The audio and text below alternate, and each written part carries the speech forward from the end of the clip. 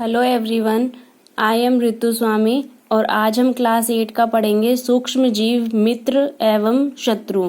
तो सूक्ष्म जीव जो हैं हम देखेंगे कि जो सूक्ष्म जीव है वो क्या होते हैं और वो हमारे मित्र हैं या शत्रु हैं। सबसे पहले हम जान लेते हैं सूक्ष्म जीव क्या होते हैं, जिसको इंग्लिश में माइक्रो ऑर्गेनिजम्स भी बोला जाता है। सूक्ष्म जीव जो है वो हमारा दो शब्दों से मिलकर बना है, सूक्ष्म और जीव। सूक्ष्म का मतलब होता है छोटे छोटे, तो वो सूक्ष्म जीव का मतलब क्या हुआ हमारा, ऐसे छोटे छोटे जीव जिनको हम केवल आंखों से नहीं देख सकते। इसको देखने के लिए हमें किसी यंत्र की जरूरत होती है और ये क्योंकि इतने छोटे होते हैं कि हम इन्हें अपनी आंखों से नहीं देख सकते। अब जो है सूक्ष्म जीव जो है वो हमने 4 भागों में बांटा है, ठीक है। सबसे पहले है जीवाणु, जिसको बैक्टीरिया बोलते हैं। इसके बाद है क्वर्क, जिसको हम फंजाई बोलते हैं। इसके बाद है प्रोटोजोआ, इंग्लिश में भी प्रोटोजोआ ही बोलते हैं। इसके बाद है शैवाल, जिसको हम एल्गे बोलते हैं।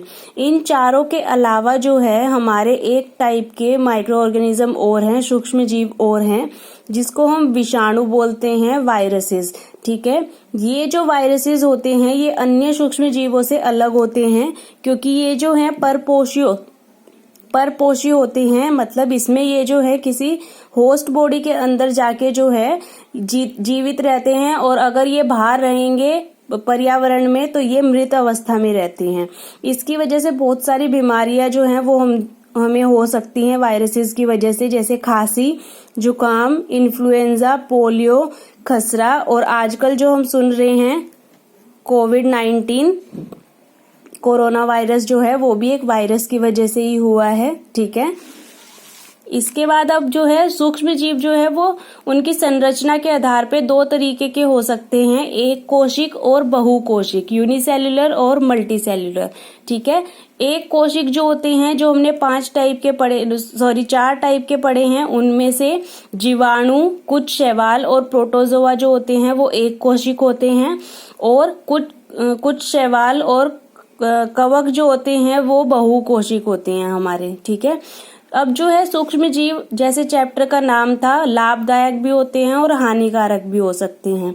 सबसे पहले हमने 4 टाइप के सूक्ष्म जीव देखे थे, उनके बारे में हम थोड़ा थोड़ा जान लेते हैं ये क्या होते हैं। सबसे पहले है जीवाणु। जीवाणु जो है हमारे सबसे सरल जीव होते हैं, ये सभी जगह मिलते हैं, हवा में, पानी में, मिट्टी में। एक कोशिक होते हैं, ये हमने देख लिया। इनकी आकृति कैसी होती है, ये गोल हो सकते हैं, चक्राकार हो सकते हैं और छड़ जैसे भी दिखाई दे सकते हैं। जीवाणु जो होते हैं ज्यादातर समूह में रहते हैं, मतलब ग्रुप बना के रहते हैं। इसका उदाहरण है इकोलाई, ठीक है। दूसरा है हमारा शैवाल। शैवाल क्या होते हैं, ये एक कोशिक भी होते हैं और बहुकोशिक भी, जैसे मैंने ऊपर बताया था। शैवाल जो होते हैं ये ज्यादातर तालाबों में, जलाशयों में और समुद्रों में मिलते हैं। जो हमने कभी कभी तालाबों में जो देखा होगा हरे रंग की ऊपर जम जाती है, वो क्या होते हैं, हमारे शैवाल होते हैं। ये अकेले भी मिल सकते हैं, कुछ होते हैं जो अकेले मिलते हैं हमें, और कुछ जो है हमें समूह में भी मिल सकते हैं, ग्रुप में भी मिल सकते हैं। इसके उदाहरण है हमारे यूग्लिना, वोल्वोक्स और स्पाइरोगायरा, ठीक है। इसके बाद हमारे तीसरे हैं प्रोटोजोआ। प्रोटोजोआ क्या होते हैं हमारे, ये भी एक कोशिक हैं, ठीक है। और प्रोटोजोआ जो होते हैं वो हमारे सबसे आदिकालीन जंतु हैं, मतलब सबसे पहले यही पाए गए थे और ये ज्यादातर कहाँ मिलते हैं, हमें पानी में पाए जाते हैं। इसके उदाहरण क्या है, अमीबा, एंटमीबा, हिस्टोलिका और पैरामीशियम, ठीक है। इसके बाद लास्ट है हमारे कवक। कवक क्या होते हैं, हमारे बहुकोशिक होते हैं, पहले बताया है, ठीक है। ये क्या होते हैं, हमारे सड़े गले पदार्थों में उत्पन्न होते हैं, जैसे रोटी के ऊपर ब्रेड जो है सड़ गए या कोई बहुत टाइम से सड़ी हुई चीज जो पड़ी है हमारी, उसमें जो है कवक उत्पन्न होते हैं। ये जो है इनके अंदर क्लोरोफिल नहीं होता हमारा, इनको इसलिए प्रकाश की जरूरत नहीं होती हमारी, और ये गर्म जगह पे, नम जगह पे, छायादार और कम प्रकाश वाली जगह पे मिलती है हमें। इसका एग्जाम्पल क्या है, हमारा राइजोपस और पेनिसिलियम, ठीक है। ये तो हमने इन चारों के बारे में जान लिया कि ये क्या होते हैं, कहाँ मिलते हैं और इनके उदाहरण, ठीक है। और अब हम देखेंगे ये जो सूक्ष्म जीव है ये हमारे मित्रवत कैसे हैं, मतलब हमारे हेल्प जो है वो कैसे करते हैं।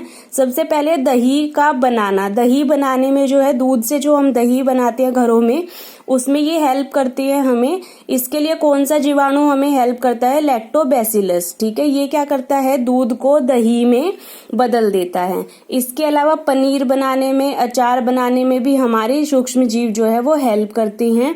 इसके अलावा थर्ड है हमारा idli, bhature, dosa, cake, bread, pastry बनाने में। ये सारी चीजें आपने ध्यान दिया होगा, तो ये सारी चीजें फूलने वाली चीज है। ठीक है, और इसको फुलाने का काम क्या करता है? यीस्ट करता है हमारा। यीस्ट क्या होता है?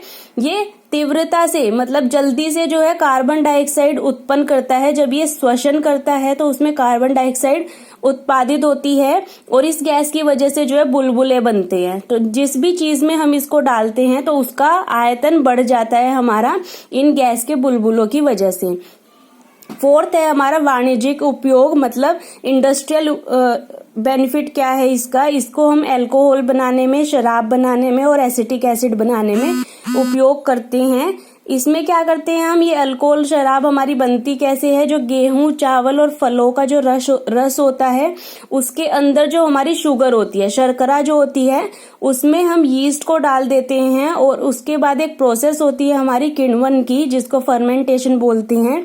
तो ये जो शर्करा है इसको ये अल्कोहल और शराब में बदल देता है। ठीक है, कौन बदल देता है? यीस्ट। ठीक है, पांचवा है हमारा औषधीय उपयोग, औषधियां बनाने में। ठीक है, मेडिसिन बनाने में यूज होता है।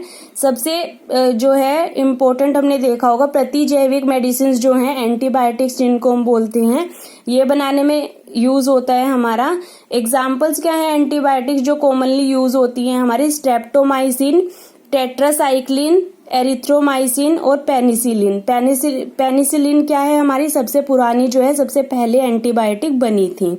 इसके बाद वैक्सीन बनाने में, टीका जो हमें लगता है वो टीका बनाने में बीमारियों से लड़ने के लिए जो जरूरी है। टीका लगने से क्या होता है? जो हमारे शरीर की प्रतिरक्षी शक्ति होती है उसको जो है वो उत्पन्न कर देता है। और बचपन में हमें जो है बहुत तरीके के वैक्सीन लगते हैं, जैसे हैजा, क्षय रोग के लिए चेचक, हेपेटाइटिस, इन सब के लिए जो है हमें बचपन में टीके लगते हैं। अब ये वैक्सीन काम कैसे करता है? इसमें जो है जिस जीवाणु से हमें कोई, या फिर जिस भी सूक्ष्म जीव से हमें कोई बीमारी होती है, उसी सूक्ष्म जीव का एक छोटा सा अंश हमारी बॉडी में डाल दिया जाता है। और हमारी बॉडी की संरचना इस प्रकार है कि उसके अंदर एक प्रतिरक्षी शक्ति होती है, जो जैसे ही ये हमारी बॉडी में डाला जाता है तो उससे लड़ने के लिए जो है ये ताकत उत्पन्न कर लेता है। और अब अगली बार जो है ये ज्यादा अमाउंट में जब हमारे शरीर के अंदर एंटर होएगा हमें बीमार करने के लिए, तो ये प्रतिरक्षी शक्ति जो है ये उत्पन्न हो जाती है हमारी, और इससे पहले ही लड़ लेती है और इस प्रकार हमें जो है कोई बीमारी नहीं होती। इसके बाद है हमारा मिट्टी की उर्वरता में वृद्धि। मिट्टी की जो उर्वरता होती है उसको बढ़ाता है। मिट्टी में जो है नाइट्रोजन स्थिरीकरण करता है, जिसमें कुछ शैवाल और कुछ जीवाणु और नीले हरे शैवाल जो है नाइट्रोजन का स्थिरीकरण करने में हेल्प करते हैं। ठीक है, इसके बाद लास्ट है हमारा पॉइंट जिसमें हमारी हेल्प करता है पर्यावरण का शुद्धिकरण।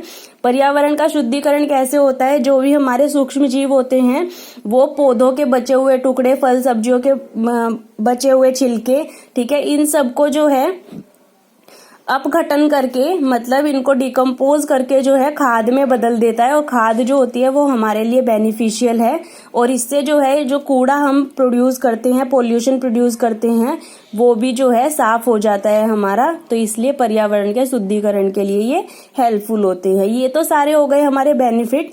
इसके बाद नेक्स्ट क्लास में मैं बताऊंगी कि हानिकारक सूक्ष्म जीव कैसे हो सकते हैं हमारे लिए।